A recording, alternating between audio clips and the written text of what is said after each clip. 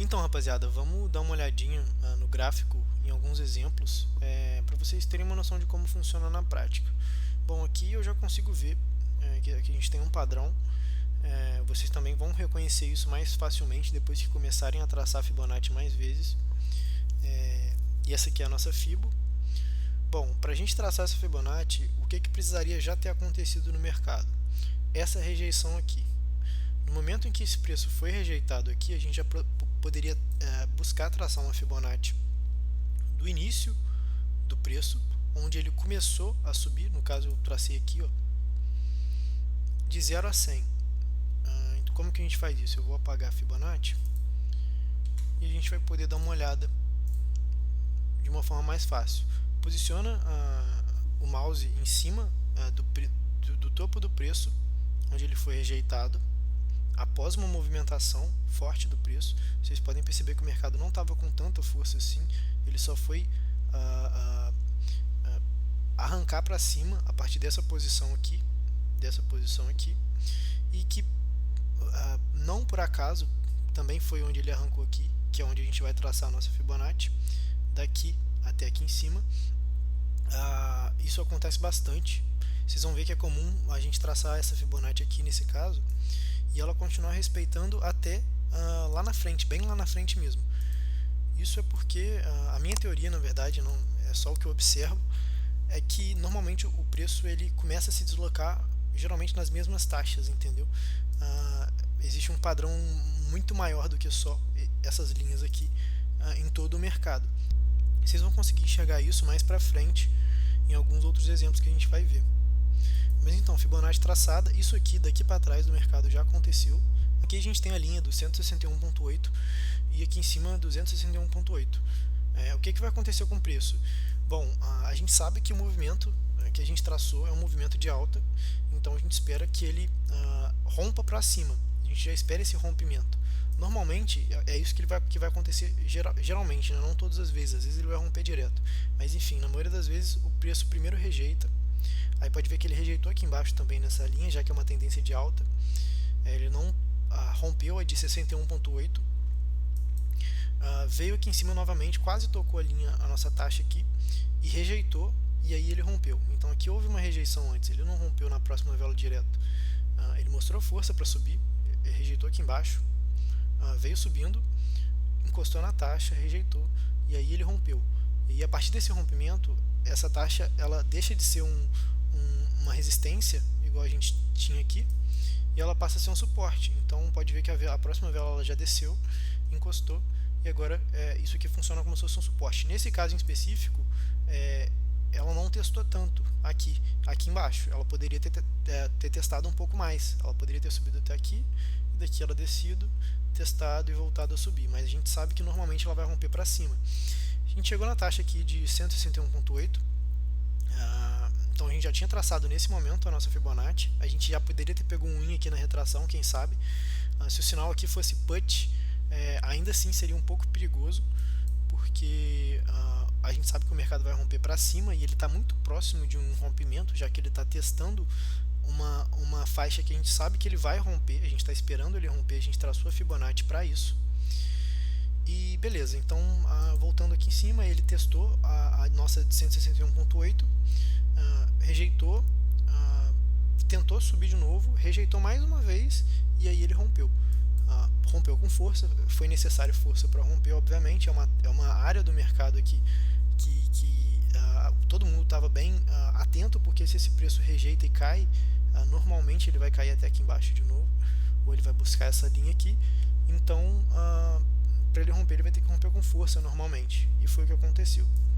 Mais uma vez o preço desceu, agora ele não chegou nem a tocar, a testar a nossa taxa, porém obviamente ficou claro que aqui há um suporte no caso. E o preço subiu, ele quase nunca vai romper a de 261. Aqui no caso ele nem chegou a encostar, mas o máximo que acontece geralmente é ele encostar e rejeitar. Às vezes ele encosta, a gente vai ver vários casos que ele encosta perfeitamente na de 261 e desce. Isso a gente conseguiu prever. Aqui nesse momento do mercado a gente já sabia mais ou menos como ele ia se comportar, e aí a gente poderia ter noção de como entrar também nos sinais, dependendo de onde o preço estaria naquele momento, entendeu? E beleza. Então, basicamente esse foi o primeiro exemplo. Vocês podem ver que o preço continuou nessa faixa aqui durante muito tempo, respeitando. Aqui ele não respeitou 100%, ele rompeu, mas mesmo assim ele foi rejeitado. É claro que olha onde a gente traçou essa Fibonacci. A gente traçou essa Fibonacci nessa movimentação do preço. Olha quantas movimentações do preço a gente tem. E essa aqui está respeitando até aqui na frente. É óbvio que ela não vai respeitar 100% mais. Aqui a gente já teria que estar traçando outras Fibonacci. Provavelmente, se a gente traçar outras aqui de cima para baixo, não importa, a gente vai encontrar. Eu acho que eu até devo ter alguns exemplos aqui disso. Pode ver que aqui ele continuou respeitando na mesma taxa. Ele ainda chegou aí lá em cima de novo. Aqui ele já rompeu também, porque já está bastante longe, na verdade.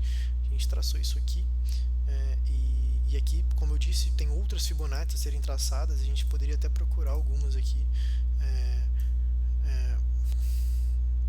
Enfim, a gente encontrou uma aqui que ele respeitou 261. Olha, a gente traçou nessa movimentação do preço para cima. A gente vê que o preço veio rejeitando, ele tentou romper, voltou, não conseguiu descer, e aí ele respeitou de 161, ficou acumulado aqui, demorou a romper, mas rompeu, e aí ele buscou aqui em cima de 261, rejeitou, teve uma queda absurda aqui, rompendo com tudo mesmo. Aqui ele não fez aqui não funcionou como um suporte para o preço nesse momento, porém a gente já devia ter essa noção que a tendência de alta era super fraca. Vocês podem ver a quantidade de pavis aqui. Claramente o mercado não estava com força para cima, apesar de ele ter respeitado essa movimentação do preço aqui, que também já se mostrava não muito forte, onde a gente traçou. A gente poderia traçar isso de diversas outras maneiras também.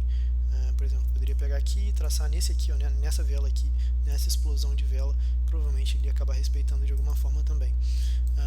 Beleza. Enfim, o ideal é vocês traçarem o máximo possível para entenderem o mais rápido. O ideal é vocês traçarem o máximo possível para vocês entenderem bem como funciona. A gente acabou de traçar uma outra Fibonacci aqui logo na frente, e vocês podem ver que ela respeitou o 261 aqui em cima, rompendo. Justamente por isso que ela rompeu essa Fibonacci antiga nossa aqui, justamente porque ela já, no caso, o preço já estaria respeitando uma outra movimentação do preço, que é essa movimentação forte aqui para cima, que a gente traçou de 0 a 100. E pode ver que ele encostou lá em cima também, ó. Chegou na nossa taxa, tocou na taxa. Olha isso aqui, olha como é cirúrgico a Fibonacci. Ela encostou aqui em cima e já desceu, já despencou e aí buscou lá embaixo. Enfim, pode ver que a gente traçou uma Fibonacci em cima de outra e mesmo assim continuou respeitando. Por que isso? Porque é aquilo que eu cheguei a comentar com vocês. Normalmente o preço ele vai passar a se movimentar a partir dos mesmos lugares, entendeu? De uma forma macro, vamos dizer assim. É claro que não vai respeitar sempre 100%, igual essa aqui a gente teve rompimento da nossa Fibonacci lá de trás, porém pelo preço, porém, como a gente sabe que o preço ele sempre vai partir dos mesmos lugares, ele partiu aqui de baixo, porém a movimentação forte mesmo veio um pouquinho acima, e aí a gente traçou uma outra Fibonacci e descobriu que o preço ia romper essa taxa, mas que não ia romper essa taxa aqui em cima. Esse foi um exemplo aqui do EURJPY. Provavelmente eu devo ter diversas outras Fibonacci para mostrar para vocês, talvez ainda nesse vídeo. Então vamos lá, eu vou remover agora essa Fibonacci aqui, deixar só a nossa Fibonacci maior. Talvez eu vá remover ela também. Vamos dar uma olhadinha. Beleza. Então a gente tem uma outra Fibonacci traçada aqui, é isso aí. Aqui também, essa é que a gente acabou de traçar, na verdade. Ok, essa aqui é lá na frente. Vamos dar uma olhadinha nela. Ok, aqui a gente também tem um caso em que a Fibonacci rompeu o de 261, mas ficou um pouquinho claro que ela ia romper. Por que ficou claro que essa Fibonacci, nesse exemplo, romperia muito provavelmente? Pela força que ela subiu. Então a gente traçou aqui dessa faixa de preço até essa, né, na movimentação de call, movimentação de compra. A gente sabe que o preço já ia rejeitar, então após ele ter rejeitado aqui, a gente já traçou a nossa Fibonacci, E aí, beleza, o preço veio aqui embaixo, acabou rompendo algumas linhas da Fibonacci, mas não rompeu essa última. Voltou a querer subir, acumulou bastante, ele rompeu. Aqui a gente tem um padrão de vela, um martelinho. Não é na verdade, esse não é um martelinho, mas é uma estrela cadente, na verdade. Mesmo assim, ela ainda seria muito. Aqui seria muito perigoso entrar call assim direto. O ideal é esperar o preço rejeitar aqui embaixo, para aí a gente ter certeza que ele realmente vai romper. Então beleza, o preço veio aqui embaixo, rejeitou, ele veio mais uma vez, rejeitou, ele veio mais uma vez, rejeitou. Aqui ele tentou romper com tudo, pode ver, ó, ele tentou romper, ele alcançou lá embaixo, mas mesmo assim foi segurado por essa faixa de preço e pelo movimento também que a gente já tinha projetado aqui atrás. E aí ele só estourou para cima sem parar. E aí normalmente ele ia encostar aqui e rejeitar, e ele ia subir, e ele ia descer um pouquinho, e ele ia encostar lá em cima, lá na frente, talvez. Como ele subiu direto, com muita força, muitas velas verdes, esperado que ele ia romper. Inclusive eu até avisei para vocês que estava nessa faixa aqui, eu mandei print na hora lá no grupo. E aqui, nesse sinal de 11,55, foi um sinal EURJPY Call, e a gente pegou o win. Mas pode ver que ele encostou lá em cima. Se vocês já tivessem traçado essa Fibonacci, talvez vocês poderiam entrar call aqui no início da vela, e quando ele encostasse no 261, vocês poderiam entrar put na retração, e vocês pegariam duas wins, uma para put e uma para call no mesmo sinal. Claro que isso aí só já tendo bastante experiência, já sabendo o que você está fazendo, obviamente. Então beleza, a gente viu que o preço acumulou aqui em cima, já estava bem claro que ele ia acabar rompendo, entendeu? Aqui não começaria o mercado ia descer, principalmente depois dessa subida monstruosa que ele deu. E é basicamente isso. Pode ver que o preço, depois dele romper 261, ele ficou sem saber o que fazer. Ele ficou acumulando bastante tempo, até virou uma outra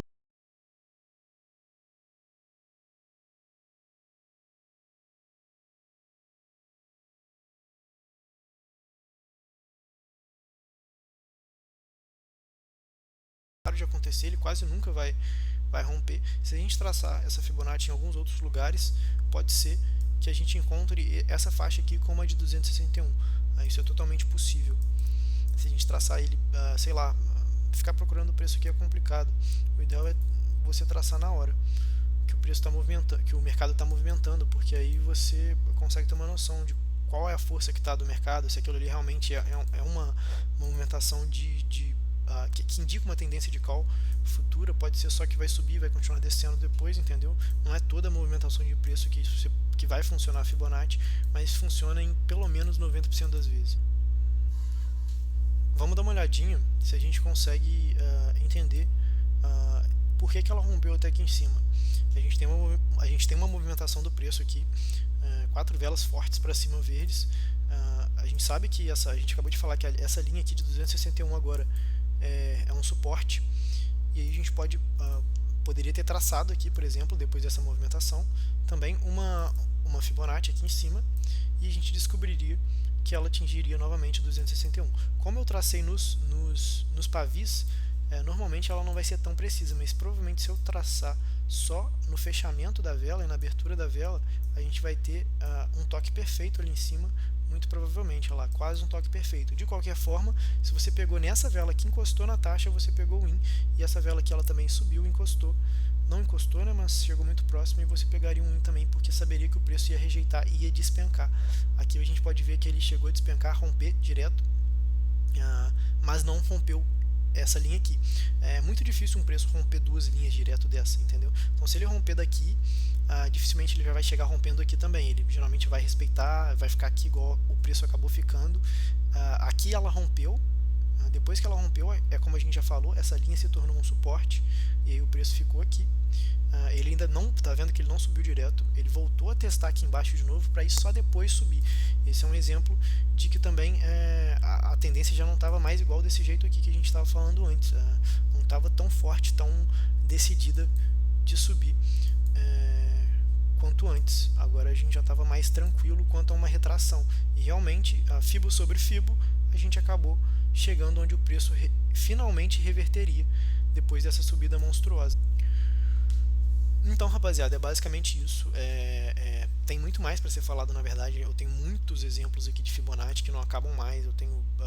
Vou trazer uns do Audicad também. Vamos analisar os sinais de hoje, dia 16/6, que o Audicad foi loss nas listas. Vieram 4 loss em 10 ou 15 sinais, algo assim. Então, foi bem difícil. Porém, eu vou mostrar para vocês no próximo vídeo, nessa análise, como a gente teria evitado os 4 loss. Qual seria o pensamento para evitar aqueles 4 loss. Então é basicamente isso. Eu vou tentar trazer mais exemplos para vocês, mas por enquanto é o que mais tem funcionado para mim. O ideal é aquilo, galera. Vocês têm que ter as armas de vocês e entender o mercado para não serem tapeados, não ficarem dependendo só de sinal, não serem tapeados pelo mercado, eu digo. Se vocês dependerem só dos sinais e forem entrar cegamente, vocês vão estar muito mais expostos ao mercado, porque tipo assim, vamos pensar. Os sinais são probabilísticos, isso significa que eles têm muita probabilidade de bater porque a gente fez uma análise retroativa. Então, por isso que normalmente as listas respeitam, as listas são muito boas. Porém, vamos dizer que, vamos entrar de novo naquele caso específico dos grandes players. Se ele decidiu subir o preço aqui, você acha que se o preço, se 22,50 for put na lista, você acha que o banco que está decidindo subir esse preço agora, só porque o sinal está lá na lista, você vai pegar o win, o preço realmente vai descer? Eu não posso fazer nada a respeito disso, entendeu? Os sinais probabilísticos são sim sinais muito fortes e muitas das vezes você pode pegar sim cegamente que vai ser o win porque são sinais fortes. A gente cansa de fechar a lista 100%. Só que se naqueles horários em específico alguém decidir movimentar o preço, a gente não vai poder fazer nada. E o que vocês podem fazer é traçar as Fibonacci, talvez, utilizar esses indicadores para tentar entender melhor o que está acontecendo no mercado naquele momento, para ver se o sinal realmente vai bater ou não. Então, nesse caso aqui, se o sinal fosse put 22,50, nós teríamos tomado loss porque foi o momento que decidiram entrar, entendeu? Foi o momento que tinha acabado de tocar no 261 e rejeitar, entendeu? Obviamente esse sinal put aqui não seria uma boa ideia. E é basicamente isso. Vamos evoluindo. Eu vou trazer mais conteúdo para vocês. Vocês podem ver que a Fibonacci continuou respeitando depois. Provavelmente depois que ela desceu, olha lá, depois que essa aqui desceu, depois de rejeitar o preço aqui em cima, ter um falso rompimento para baixo, voltar lá para a área aqui de cima e romper tudo para baixo, ela ainda estava respeitando mais ou menos a nossa Fibonacci que a gente traçou aqui atrás nessa movimentação do preço. Então a Fibonacci realmente é uma ferramenta muito poderosa. Respeitou aqui também, rompeu direto de baixo, mas respeitou a linha inferior. O preço continuou, quando o preço chega aqui, geralmente ele fica bem acumulado. É o momento que o preço está agora, inclusive ainda respeitando, entre aspas, né, as taxas. É aquilo que eu falei, a gente pode traçar aqui diversas e diversas Fibonacci sem parar em todas as movimentações e tentar descobrir sempre qual seria a melhor Fibonacci a se traçar. Dá uma olhada nessa aqui que a gente acabou de traçar. Essa movimentação de queda do preço, a gente traçou de 0 a 100, a gente traçou de 0 a 100 nas mesmas taxas de 161 a 261. É a mesma coisa, ó. Daqui até aqui é a mesma coisa daqui até aqui. E o que isso significa? É aquilo que eu falei, os preços geralmente eles começam a se movimentar nas mesmas taxas.